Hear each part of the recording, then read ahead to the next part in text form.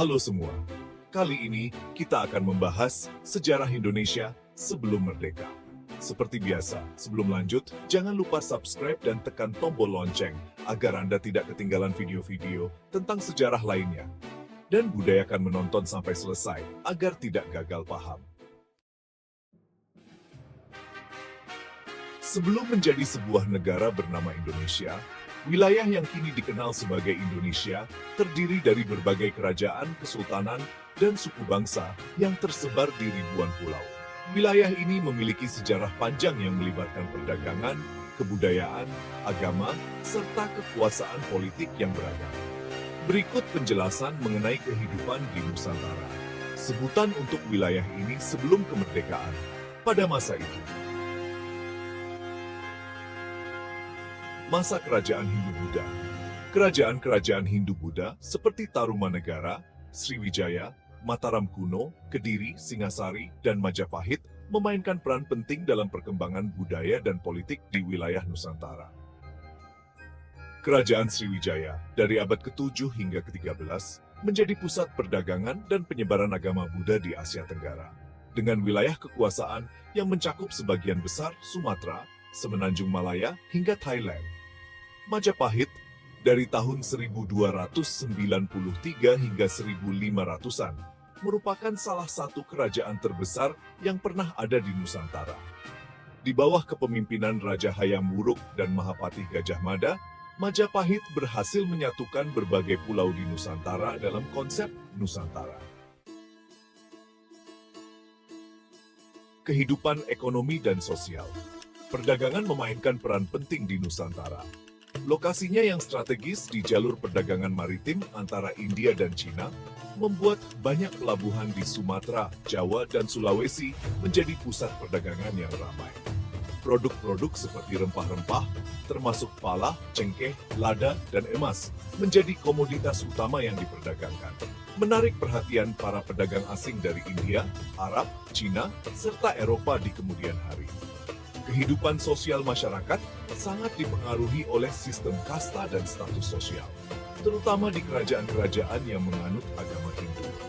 Namun, ada juga masyarakat yang hidup dalam komunitas-komunitas kecil dengan sistem adat yang berbeda-beda. Sejak abad ke-13, agama Islam mulai masuk ke Nusantara melalui jalur perdagangan yang dibawa oleh pedagang Arab Gujarat dan Persia.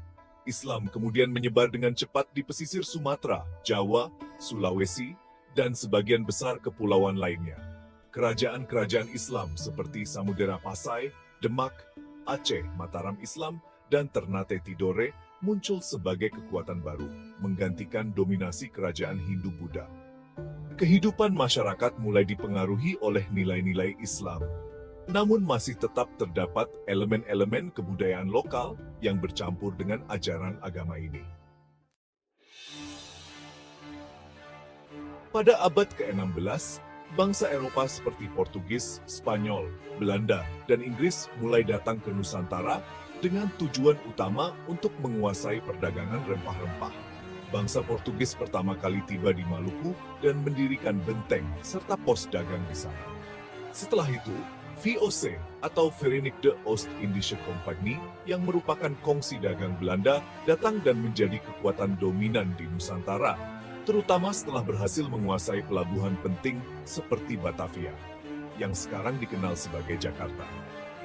Kehadiran VOC dan kemudian pemerintahan kolonial Belanda mengubah struktur ekonomi dan politik di Nusantara.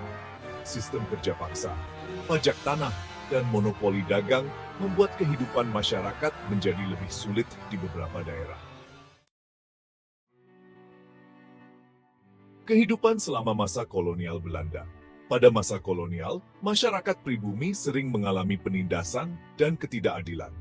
Sistem tanam paksa atau kulturstelsel yang diberlakukan pada abad ke-19 oleh Belanda memaksa rakyat menanam tanaman ekspor seperti kopi, tebu, dan nila untuk keuntungan kolonial.